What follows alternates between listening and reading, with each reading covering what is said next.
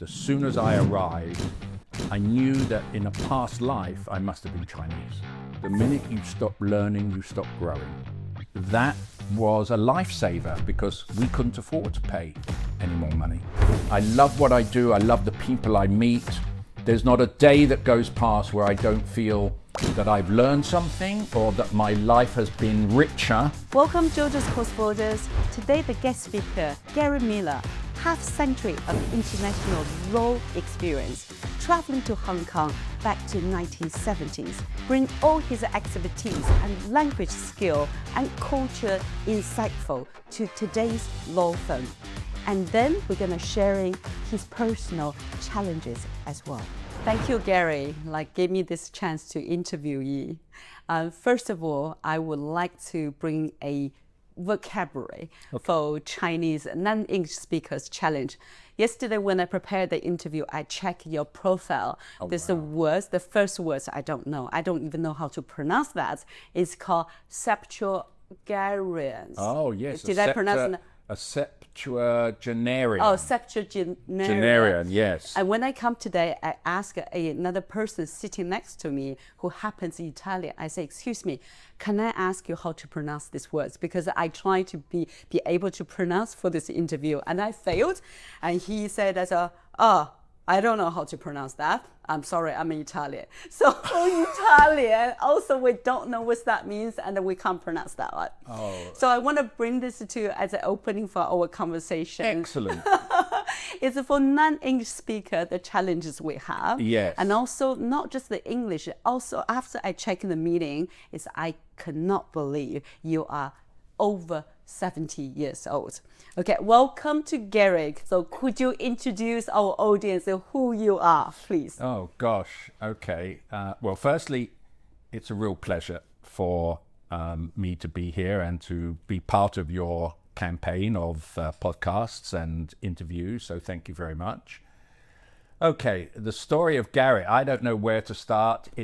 So far, I've been a lawyer for nearly half a century. So it started in London. I stopped off for 13 years in Hong Kong. I then came back to London, having got married in Hong Kong, returned here, had a family, and the last 34 years has gone like that. So that's a potted version of the Gary story. Now you have to lead me through the bits that you really want to know about. Yes. So the first time I met you at this in the business events in your law firm, Okay. I was surprised. I was shocked by the partner of a major law firm in London welcome the guest in Chinese. Ah. And then I heard your speech in Chinese and I started to notice, wow, with the respect, of course, and curiosity afterwards. And then not only you you deliver the speech in Chinese, and also I get the chance to meet your team member. Yes. Who most of them are British or local people, and then some of them speak fluent Chinese as well. Indeed, indeed. Right. 所以我的普通话不是很好。You Mandarin is very good. So, So that's why because you pick up your language when you live in Hong Kong, is that right? Well, I picked up my 广东话 in Hong Kong, and now I'm learning again because I'm spending more time back in Hong Kong than I am in the mainland. But my love of everything Asian and Chinese was born in 1977 when I went to Hong Kong. I was 22 years of age, something like that, 23, and I was totally fed up of the legal profession here in London. I just about to qualify as a lawyer, and I looked around me and I thought, this is not where I want to be, this is not what I want to do, so let's go somewhere different. And I found an advert for a job in Hong Kong. I applied, got the job, and in May of 1977, that's when my love of Asia commenced. As soon as I arrived, I knew that in a past life I must have been Chinese. Wow. So you find your love for I your found wife. I loved it. You Every established day your was career. a completely new experience. Yeah. So not just the pick up the language and natural things, but the culture there as well. Exactly. For the first 3 years, I didn't do any learning the language, which is really lazy because most expatriates don't bother to learn Cantonese. In those days, not many people learn Mandarin because, as you probably Actually, can 97 recall, is not Mandarin dominant. correct. In 77, it was Cantonese. But even then, because I was new, because I was just absorbing all of the experiences, and I didn't think I would be in Hong Kong that long. Most people stay for 2 years, 4 years.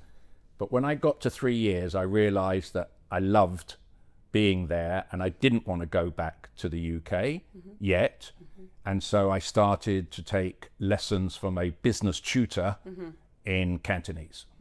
And that helped me join up the linguistic side with the cultural side, because I'm sure you will agree. I mean, your English is absolutely, no, your English is beautiful.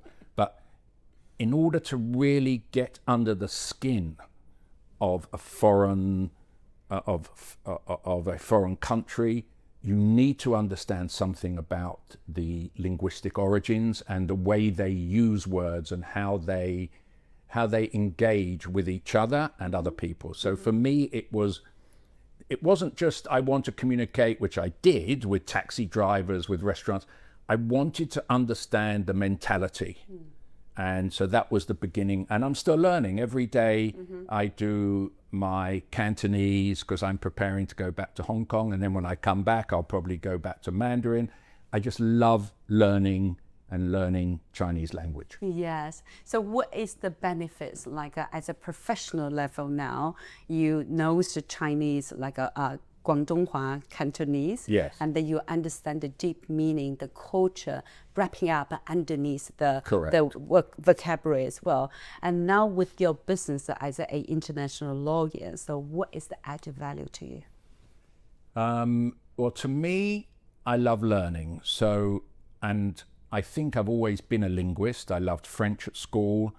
I have to be honest, I was rubbish at German, but I learned it because you had to learn it for O-levels. But for some reason, I really enjoyed and was able to stretch myself learning Cantonese. So the value to me is multi-leveled.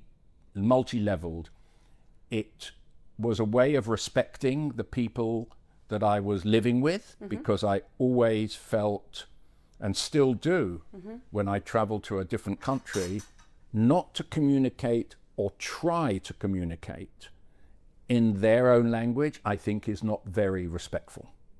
So part of it for me was to show respect to Hong Kong people. The other part was, of course, sooner rather than later, it might help me understand the business context, but certainly help me understand the cultural context. And as I said, I love to learn. I think the minute, doesn't matter how old or young you are, the minute you stop learning, you stop growing. And so for me, it's a constant journey. I'm now learning Spanish as well. So I do a half an hour of Spanish and then I do my Cantonese or my Mandarin. So constantly keeping my brain active.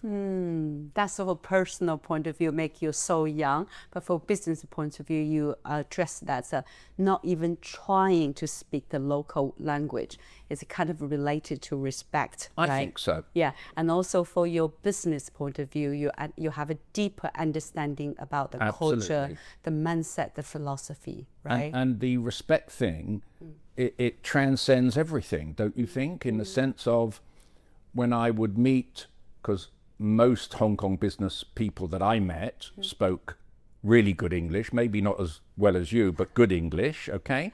But when they discovered or they knew that I was trying to learn their language, I separated myself from all of my competitors in Hong Kong because there were very few Guailo who were learning Cantonese. Yes, you do. So for me, it was multi-purpose, but I didn't do it for them. I knew it would help me. I did it because I couldn't stay in Hong Kong any longer and not learn how to communicate with people. From your own interest. Yes. It's not for like you have to do this for Exactly. earning another more than £50 or things like that, right? Correct. Can you give us an example? Like we talk about the principle, we talk about the culture parts, the language parts, helping the business. Can you think about example? What situation that's help you? There's a misunderstanding there because you know the language, you know the culture, you know like the way this wage is different from what you expect. You know, can you think about I'm going to give you an amazing example, which Yes, please. you wouldn't imagine in a million years. Okay, there was no way you could think that I would be in this situation. Wow. So within the first year or so of being in Hong Kong, I met a individual, we'll call him Bill, because I don't want to expose people.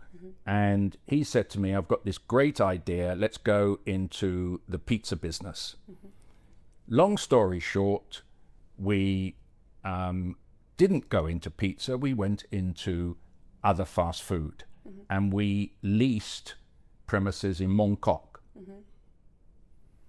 And it was a disaster. And there was 2 expats, me and him, and 2 Hong Kong businessmen, and they didn't know anything about delivering fast food, which was financially not good. No. But the example that I'm going to use is in Mong Kok, you could not run a restaurant in those days without being aware of the Triads. Okay. And everyone paid protection, Yeah. and our restaurant was no different. And we found out very quickly that business would increase or reduce depending upon how much we paid the Triads. Wow. Okay?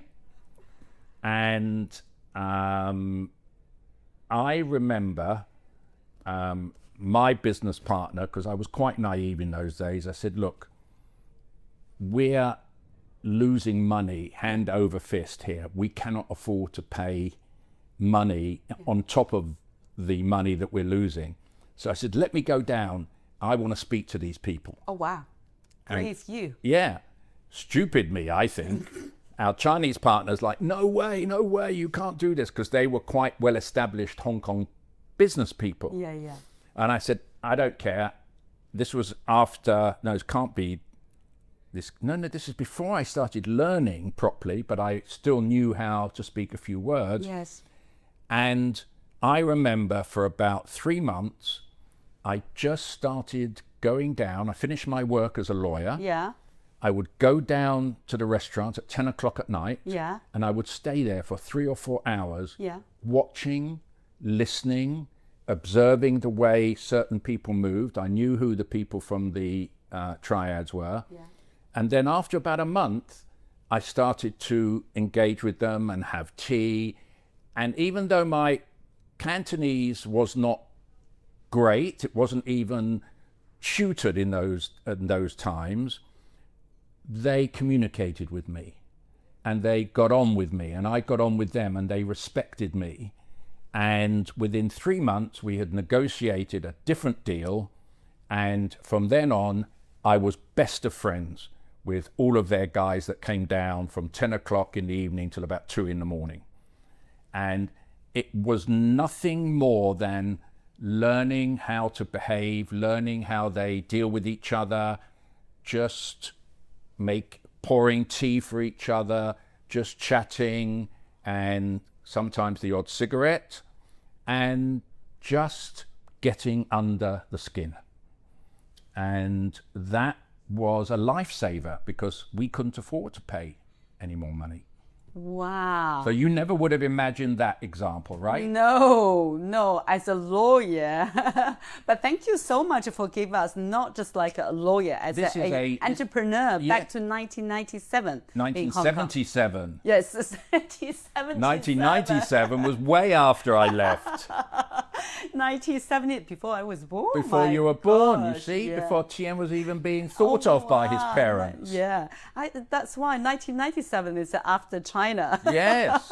Coming, right? Okay, wow, that shows like behave like the way that's like observe and then try it and then blend yourself in. Correct. So you basically steer away all the obstacles, right? Correct. Because the first thing I had to do is make them realize their perception of a Guaylo was probably the ICAC. Yes. Or a British policeman that was undercover. So I had to make them feel comfortable that I was just an ordinary dude trying to make a living. Yes. Yeah, you touch them and then they think you are one of their 兄弟, like a body. Correct. Right? So now let's talk about 1997. 97? Yes, 1997, wow. Which is 20 years later. Yes. Or let's move to 40 years later. Wow. The 2020s. Now you see the nearly half century of the development, the changes from Hong Kong, mainland, and now you're back to London. Yeah. So I want to bring, because you have so many lenses. Yeah. So now I wanted to bring you to the modern society now. What do you see the differences between doing business in Hong Kong and China and in the UK?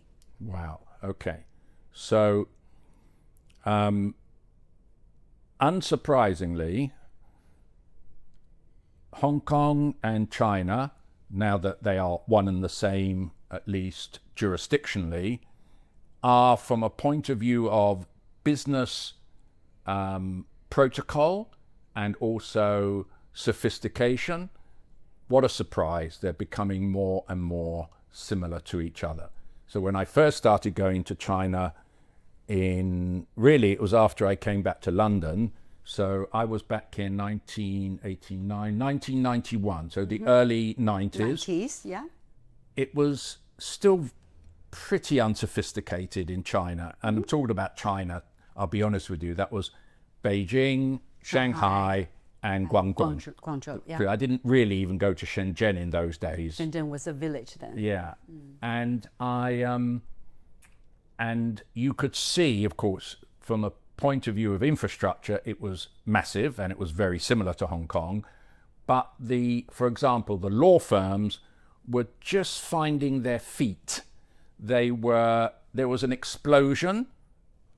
So we go back. So the Chinese legal profession is only about 30, 40 years old. Yes. It's not that old. So in the 90s and 20s. If you go back to 1991, it was only 10 years, 15 years old. So there were huge firms already, national firms, but the lawyers, of course, they had no history to look back on. Yeah. And they were teaching themselves how to be a business lawyer, how to be a court lawyer. So it was very raw and very exciting for them. And I could see a lot of lawyers who had moved from Hong Kong over here, with particularly those that spoke Mandarin, were thinking of going back to China because it was like a gold rush. Yes. The legal profession was booming in China. And they were hungry, as they are now, hungry for knowledge, hungry for know-how, hungry for clients, of course. But of course, the first 30 years of that growth of the legal profession, China was in boom mode. It's only in the last 10 years that things have hit a peak and then have started to kind of diminish in Western terms. I mean, still, I don't know, 5-6% growth is still huge for the rest of the world. But for China, that was up there, double-digit growth, it has changed. But there is it's like an osmosis effect that mainland China is learning at super high 4K speed what works internationally And Hong Kong is like a huge fishing net for China, and always has been. The know-how, the expertise, the financial planning, all concentrated in Hong Kong and Singapore now, and so is now, having been collected there, is being disseminated through China in every major city. So it's just a question of balancing up. That's what's happening. And now it is as easy for me to go and talk to a lawyer in Xi'an, as long as they speak some English, because my Mandarin is not sufficiently good to do business. On course, no. But in terms of doing business is about a mentality. Once you have the communication, it's not about granular knowledge. You and I know, particularly with ChatGPT nowadays, but even those days, you can pick up a book and you can learn. Doing business is about cultural and about culture and chemistry. Do we get on? You don't go much beyond that. If you find somebody you get on with, you'll find a way to do business with them. Yes, exactly. We can always find the solution to make it how to make it happen. To make it work. To make it work. Right. So what do you think about the now state that there's a lot of Chinese corporations they want to expanding their business overseas. So they will land it in London. Yes. They will land it in Spain, in France. Yes. And then not a lot of in the US at the moment. That's a different issue. We'll not talk about that. No. So what is the advice from your legal profession's point of view for the Chinese corporates? Chinese corporates. Okay. Mainland So, Chinese, of course, it's a big question, Jojo, in the sense of, are these Chinese corporates doing business here via their trusted Chinese law firms that they have instructed in China, or are they coming here and dealing direct? Because there is a big cultural spectrum when you are dealing with international lawyers. So a lot of Chinese corporates, I know, understandably, will say to their lawyer in Beijing, oh, would you find me a law firm in London that can do 1, 2, 3, 4? And there begins a very interesting contradiction. Because historically, and still now, the Chinese ethos is guangxi, relationship. Relationship, yeah. But if you insert the Chinese law firm in the middle, which is understandable, the relationship doesn't go between me and the corporate. It's being diverted, not in a bad way, but they are the people that have been entrusted to go out and find the right lawyer for the right job. So it's much more difficult for me as a Asia-friendly lawyer to develop a relationship with corporate headquarters or corporate China when I am being instructed by their lawyer. Yes. It also creates some very interesting professional difficulties, because unsurprisingly, 99% of the lawyers that are in China have not had the degree of experience, for example, that I have, or that most English lawyers have. So they are struggling with, a lot of them, the cultural and also business protocol of doing business in London.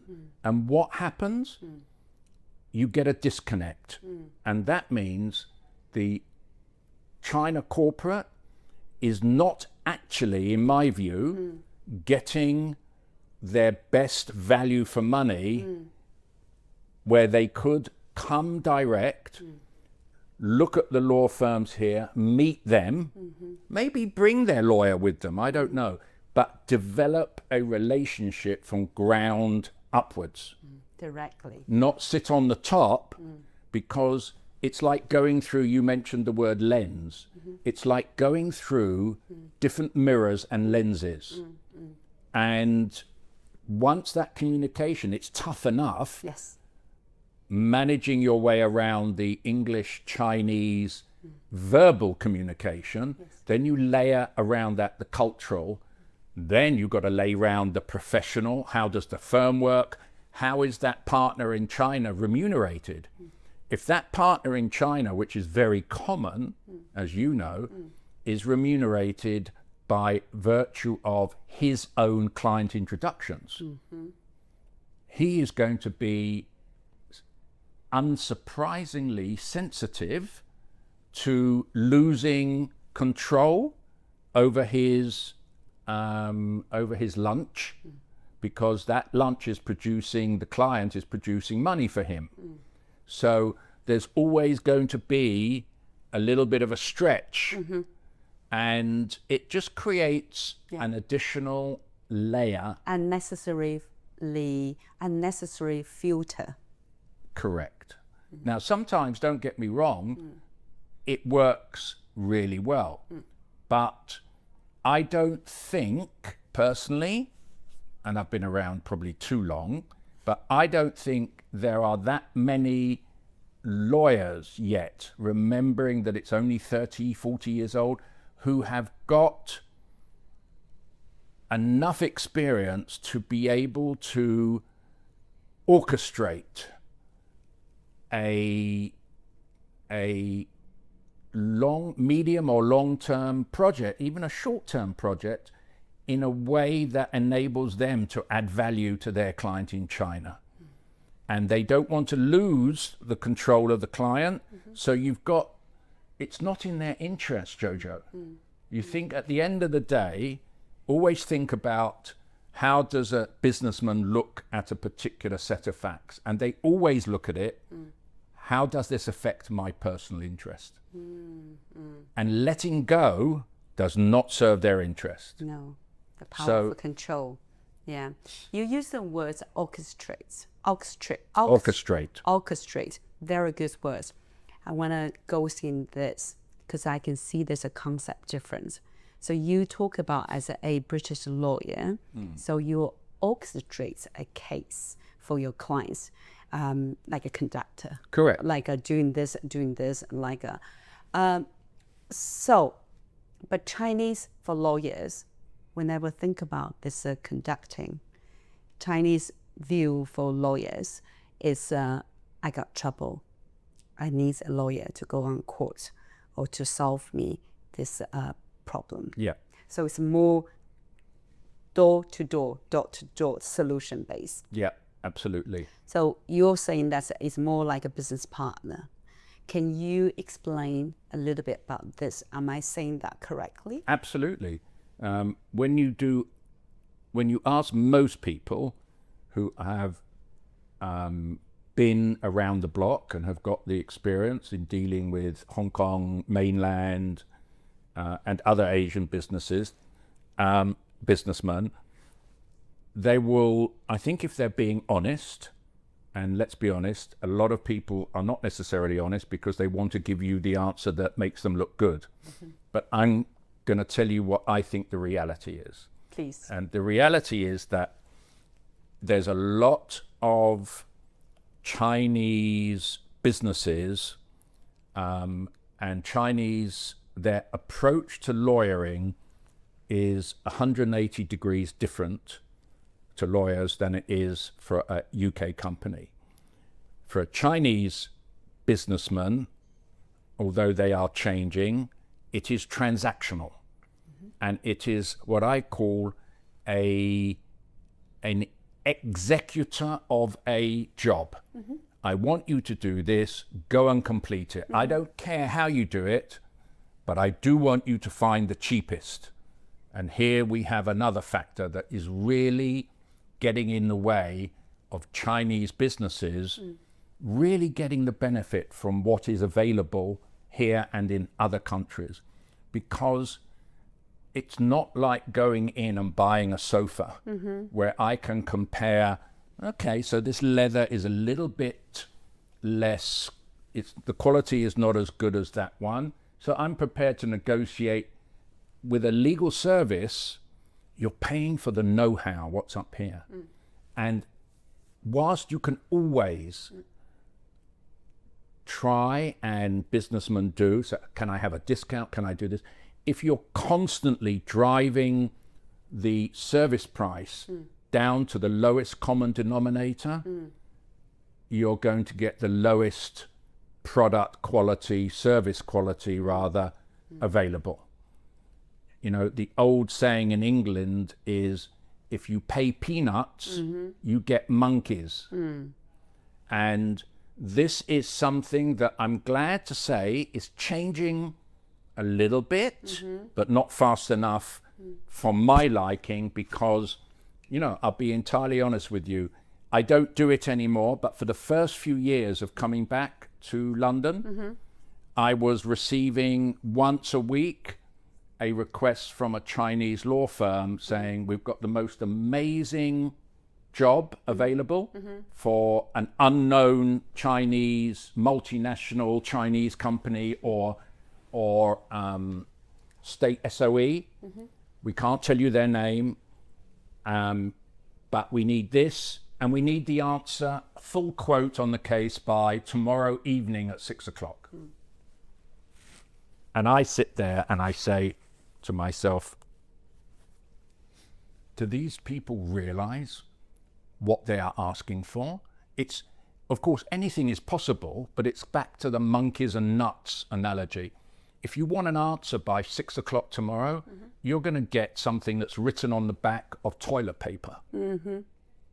It's not going to be thought through. It's not going to be, so what does your client want to achieve? Where are they going with this? But of course, the lawyer there is only thinking of, there's a packet of Rice Krispies. My client wants me to get a best price for the Rice Krispies packet. And sadly, it creates of course, a negative impression in a lot of the foreign law firms who are receiving those requests. And it didn't take me long to figure out that I was just what they call a stalking horse. They had been told, go and get 5 quotes, and they already knew the quote that they were going to get was the lowest one, and 9 times out of 10, what a surprise, it was someone they had known for years, but they needed some padding, and we were padding. But because the approach to life is different here, we would work, 18 hours to put together something professional, because we don't believe in delivering faster pace, faster food. Fast food. We believe in delivering something that the client can get value from. Thoughtful planning. And sooner rather than later, I learned the tricks of the trade. So I used to email back, before I do anything, can you tell me, is this an open bid? Oh, yes, it is. How many people are being asked? Oh, we usually go to 3 or 5 law firms. And is there a preferred bidder? Of course, they always come back and say, no. It's the best quality, but that's rubbish. And we know it's rubbish because I've been around for nearly 50 years, of which nearly all of them, 48 years, doing business with Asia, with Asian lawyers, with Chinese lawyers, Thai lawyers. The person whose job it is to go and get a quote will never, ever be sacked by getting the lowest quote. Why? Because even if it's rubbish, the quality of what the mistakes and the bad news won't happen for 5 years. By which time that person will have either moved on, and then there'll be 100 other people responsible for the mistake. Potential risk. The risk factor goes through the roof, but the selector doesn't care. He does know that if he says, look, I've got 5 quotes, and Mishcon is the most expensive, but you know what? By far, they are more experienced in this area, and they can add immense intangible value, but they are twice as expensive as that. Do you ever think that person will get another job again? No. So there is an education process that needs to happen because otherwise you're stuck in the catch-22.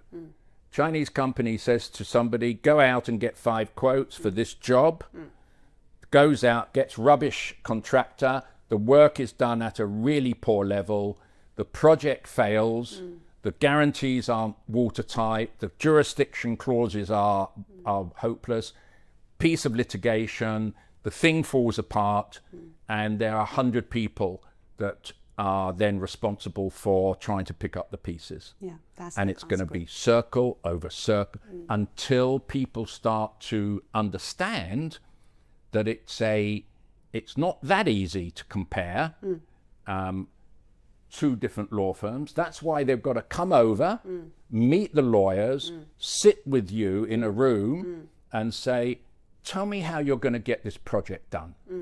Let's put the price down there at the moment. Tell me how you're going to approach this. That's a good advice for Chinese people. Absolutely. So meet the lawyer. Meet the lawyers. Ask them, tell us more how you get We're this not, project done. We're not like a subcontractor for electrical plug sockets. Yeah. We do have, of course, technical knowledge, but that's not what the client wants to pay for. No. But back to this story, I want to you finish like how you deal with this company as the advisor for the local law firm. Yeah. When they have this, what happens afterward? You ask the questions. Do you ask your team to do this, prep this proposal with this rush hour, or you let it go? For the first year, I said we'll give them 12 months. And we'll see if we win anything. If at the end of 12 months, I want to be really fair to everyone, we get nothing, we're going to stop quoting. So as a business leader, law firm leader, so you deselect your teams to testing, to respond to the clients in their way for 12 months. And then you use the data reflectively adjust your strategy. Yes, right? Because I didn't want to just make a knee-jerk reaction. Maybe one firm or one SOE behaved in a different way. I wanted to give it enough time so that when people ask me, why are you not responding to our request for a quote, I go back and say, we don't do competitive bids in 24 hours. And even if we do, we want to understand the full tender spec before we say anything. That's really good advice for both sides. So now I want to talk a little bit about your personal journey. Yeah. As I know you, I have a chat with you and your wife in the Chinese New Year party. I got to know that you are suffering, or you were suffering cancer. Indeed. But the reason I say I can't believe it, because I watch your post, your LinkedIn, and your work every day. You bring all this energy, sunshine energy, changing colors, and then your mindset basically is so inspiring. It's for us and for all the followers you have.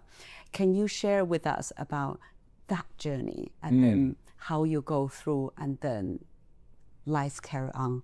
Career carry on? Sure, I will do my best. So from a perspective, I've always been a cup half full person. You know, in life you have a cup half empty, cup half full, or cup medium. I've always been, my mother used to say, she knew when I was coming home from school because she could hear me going, happy boy, bye. Always happy, always yes, let's do it, let's have some fun. So my perspective hasn't changed since I was a child. Always have a positive outlook, but be realistic about life, health. So I have always been aware, not paranoid, but aware of making sure as we get older that I monitor my health. And I discovered the cancer because I was prudent. I was going every year for a full Bupa health check. And I strongly recommend to anyone certainly when you have kids, or when you are with another partner and you have, or a partner and you have responsibility for somebody, make sure every year you have a proper full health check. And when I joined my firm, they had a partner program that everybody had to go through it. And they would push you if you didn't, because it's not good for them if you let things collect without monitoring and dealing with them. And for men, the PSA level, and for women, but for men with prostate issues, the PSA number really high was always important. And I started off, which it was a bit high, but not of too much of a worry. Then it was probably a good 10 years. I had the operation when I was 60. So I'd seen my PSA level very gradually go up like that, which is normal, because the older you get, the bigger your prostate becomes. It's just one of those biological facts. And then one day I had my PSA test and I sent it to my specialist, and he said, I don't like the way this is increasing. It's increasing at a greater rate than it has over the last 5 or 6 years. Come in, we'll do, the first thing that they did was it was a biopsy, an imaging, a CT imaging. And we did that, and he said, still not convinced that this is okay. I want to do a biopsy. They found little grey areas and went in for the biopsy, and he said, yes, I found I tested 3 parts of the prostate, and I found cancer in each of them. When was that? 11, 12 years ago. And I was, of course, both shocked but not surprised. You're always shocked when the reality is confirmed, but you can't go through an imaging biopsy without believing that this could have a negative outcome. And for men, I think the prostate cancer risk is the most significant of all cancer risks, in the same way that breast cancer is for women. Indeed. So I knew I was on that edge of percentages, particularly with the high PSA. So I was hoping it wouldn't be, but I was hoping against hope. And so I went to see a couple of oncologists. I obviously talked about it at length with my family, with my wife, with my kids, and I was given a number of different alternatives, because for many men, the alternative of not operating to remove it, but for example to get either radiotherapy or chemotherapy, or there are quite a few different variations, because mine, thank goodness, had not spread, and the specialists were quite confident that they could manage it. And you know what they say to most men at the age of about 60 is, you will die before the cancer gets you. So that is the prognosis, but that is a prognosis that sits kind of in a textbook. Mentally, I didn't want the thought of having cancer inside me. So for me, it actually was quite an easy decision to say to the specialist, let's go, let's get rid of it. And of course, they have to give you all of these are the problems. It has repercussions for all of the areas down by that area of your body. And I thought about it carefully.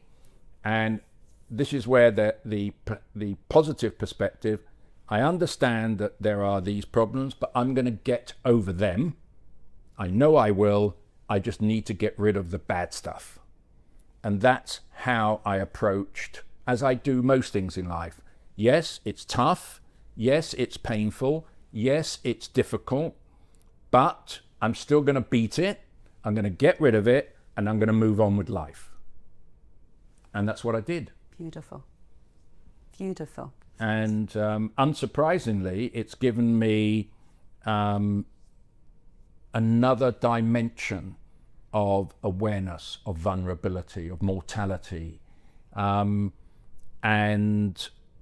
it's part of the rich tapestry of being human, right? Being you. Being me, but being a human me. Human as well, yeah. We've all got parts of our body. I say I wish I could live forever. I don't think that's probably right, but I love life and I love the experience of engaging with people, of finding out new things, meeting and coming across new situations, and there's a risk involved in everything. Understand the risk, read about it, learn about it, but then make a decision and move on with your life. Yeah. A lot of people with the situation might think about, I have enough of experience, working experience, I'm happy with that. Now when I'm 60, I got the cancer. It's the time for me to relax. It's time for me to retire. Yeah. It's time for me to pay all my attention to my health and the rest of my life. But what makes you continue working and then be happier?